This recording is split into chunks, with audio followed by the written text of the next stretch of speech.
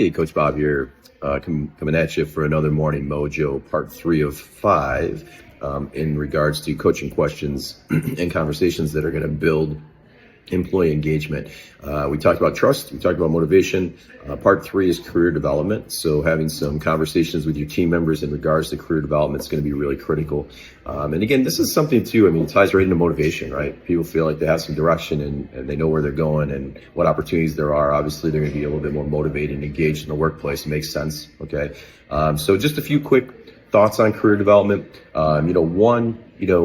Are you clear on exactly what your people want to do? And sometimes they're not clear on what they want to do. So having these conversations can help clarify that.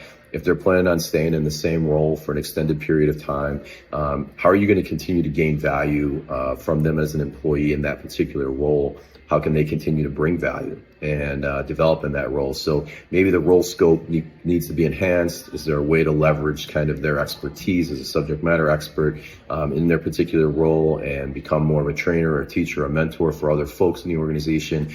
So even if they stay put, so be it. But if they're interested in pursuing other avenues, they may not even know what exists within your organization. So it's really helpful to identify kind of the what, and then also what's the why behind that. And identifying those two things can be really important.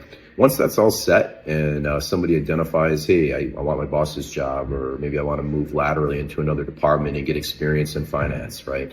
Or in the accounting department. And right now I'm in operations as an example. And you can take a look at saying, okay, from where you are to where you want to be, what's a realistic move? What's that position going to be? And then do a gap analysis. What do they need to know? What do they know right now? What's transferable in regards to skill sets?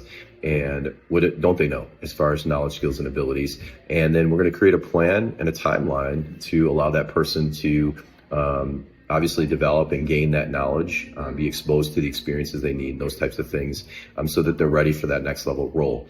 I spend a lot of time on this in my promotional readiness coaching programs, and it's really critical for success in regards to folks advancing their careers, higher level leadership roles in the organization. So really important to do that gap analysis, but you have to have a timeline to ensure that learning and development is happening in addition to those folks doing the work that they're currently responsible for doing, okay? And then I would think the last key thing is relationships, and really helping those folks get exposure to people, either in their roles, if they're not sure what they want to do. I haven't talked to lots of people in the organizations in different functional areas.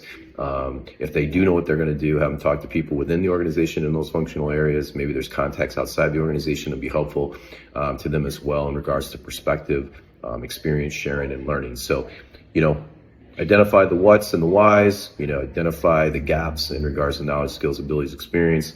And then lastly, the key relationships that are going to help those people be successful.